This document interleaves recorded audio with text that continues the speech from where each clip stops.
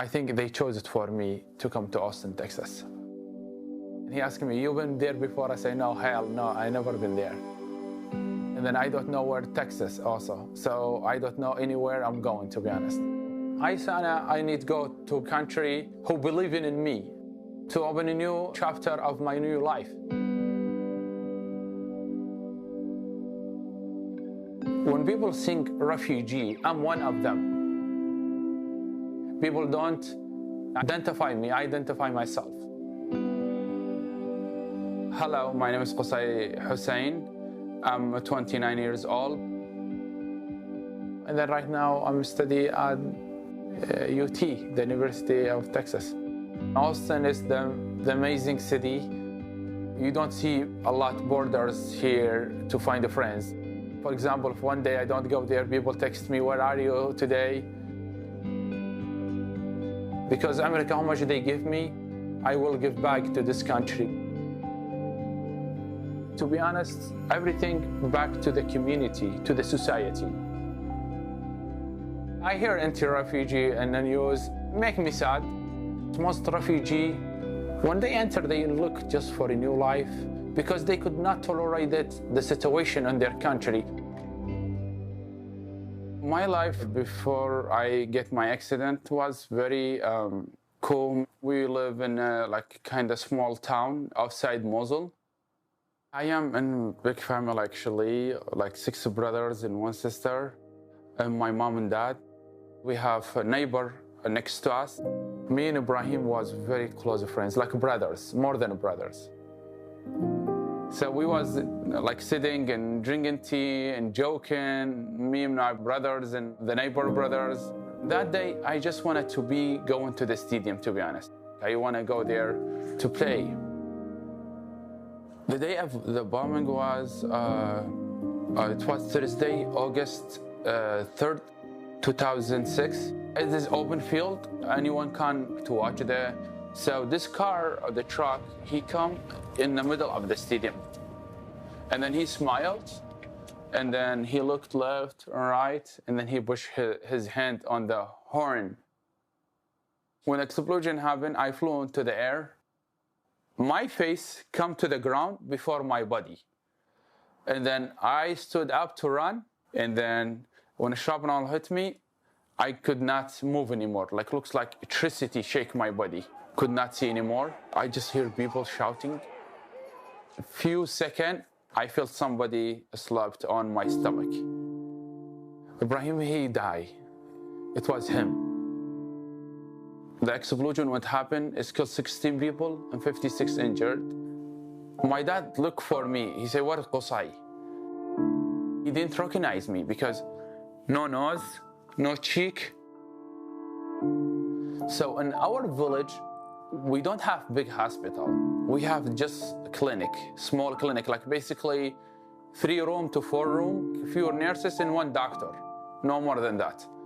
The doctor, he come to me, he told my dad, "Go take care of your other kids. Qusay, in half hour, he will die." And I heard his voice, he crying. And I say, "Dad, don't leave me, I will die." And then my dad and his neighbor drive to the Mosul. We come to the checkpoint for American soldiers. They took me out from the car. A few minutes later, I felt helicopter. When they come to the ground, I heard a lot of people shouting in English, and then I went in a coma for 12 days. When I woke up, I don't know where am I. The interpreter, she told me in your file is explosion. I start remember everything. I say, I don't care about myself. I said, where is my brothers? Because I know they was with me in the stadium. I told her, open my eyes. And she say, we could not open your eyes. Not today. So I'm in a coma for 12 days. So my family, they don't know any news about me. They did a funeral for me. When an interpreter, he called my dad, he didn't believe it. I'm still alive. He said, looked on his right hand. What do you see there? The interpreter, he say, I see his name written in tattoo. My dad, he said, yeah, this is my son. When we arrived to home, my dad, he kind of like told everyone, when you see Qusay, you will shout or cry. Don't scare him. I need you to act normal. Don't do anything ridiculous. They crying silent. They don't want to make me to hear their crying. So 3 of his son injured in a room. Luay, Uday, and me. My dad, like, he does not sleep in the night because he just watch us if we need anything. We were not able to go back to the base for treatment. The road was dangerous. 2006 and 2007, it was very ridiculous years for Iraqi people. Qaeda control Iraq that time. They targeting like basically civilian people. Pain, a lot pain. Without medicine, I could not sleep. Thinking a lot what my life will be. This took 2 years of doing nothing. So one time I was listening to the TV and I heard about Doctors Without Borders. One of the report, he say, we are in Amman. In this surgical unit in Jordan, far from Baghdad. You could call this phone number, you see it down on the screen. Oh hell, I could not see it. And I ran to one of my brother, he dialed it on my phone number, and then I called. 11 days later, I think, I get message. Qusay, congratulations. Doctors Without Borders, they approve you, so we need to make passport as soon as possible. I'm like, I'm a dream or this show. I was so happy. It's just amazing. So when I went in Amman, we met Dr. Ashraf. Dr. Ashraf started reading the report, and then he say, oh, Qusay, you were not able to see. That time, I confirmed I'm blind. So, What did you feel? Devastated. Like the hopes is gone. I don't want to be alive anymore. So I went to wash my body, start pray, crying.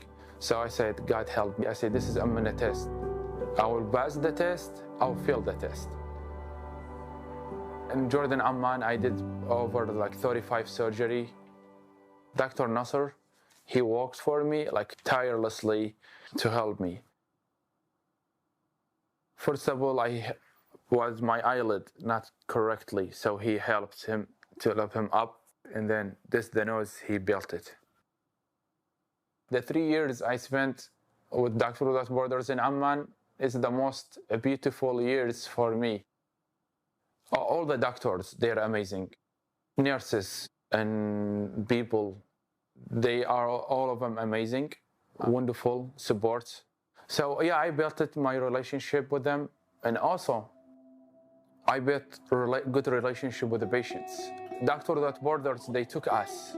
They have, we call them like kind of psychological activity, people do activity for them. So they took us to the Dead Sea.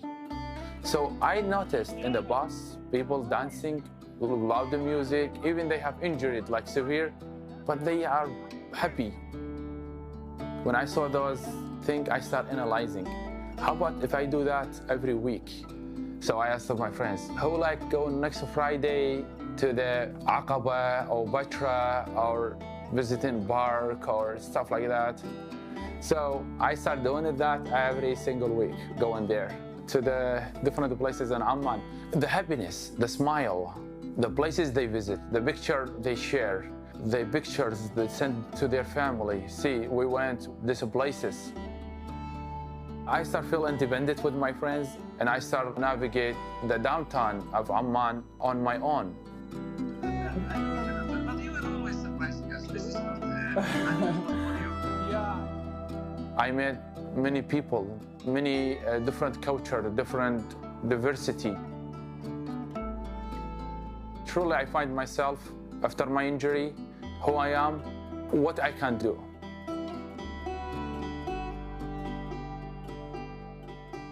My main goal is to get education, to start speaking English, to learn a new language, open a new page for my new life.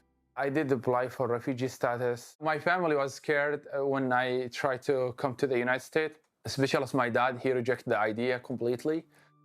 Beginning when I settled in the US, I was like, oh, I wished I listened to my dad, because it was difficult for me. I spent many also nights crying. It's not easy. And then my caseworker bring me food. I told him I need to be out. I need to see human reaction. I need to be seeing people because I feel like tired from sitting here just by myself. He took me one of the stores. I heard a lot of people talking, so I thought I'm in heaven.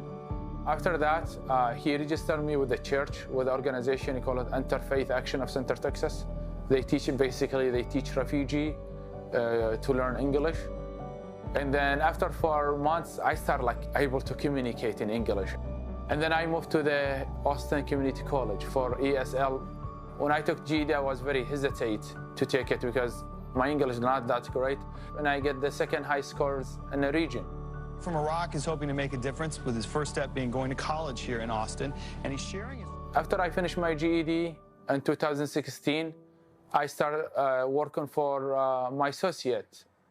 Each one of us have something to learn and something to teach. In the fall, I will transfer to the University of Texas to pursue a bachelor's degree in psychology.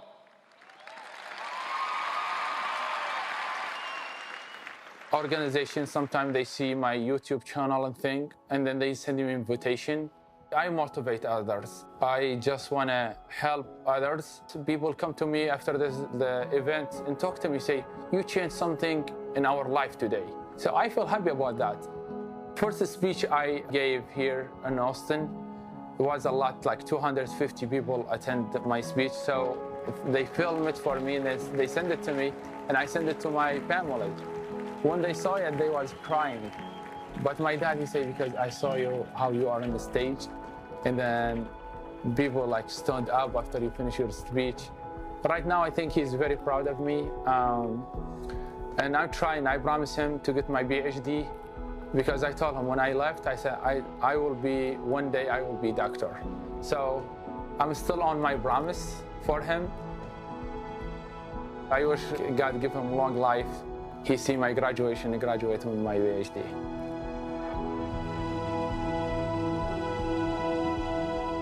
I didn't see my family for 8.5 years.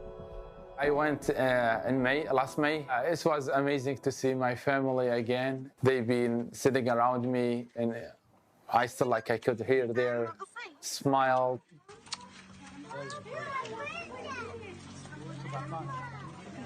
My dad, he told me for example, 1 month, they just eat tomato paste with oil. House of my dad, one of them get bombed. Thank God they barely made it.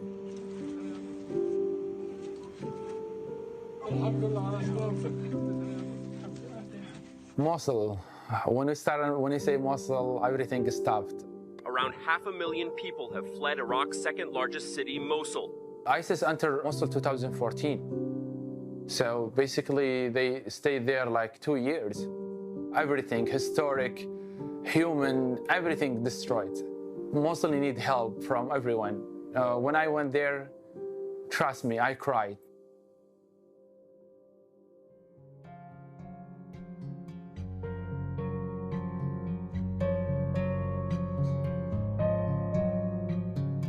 At the University of Texas, I'm studying psychology.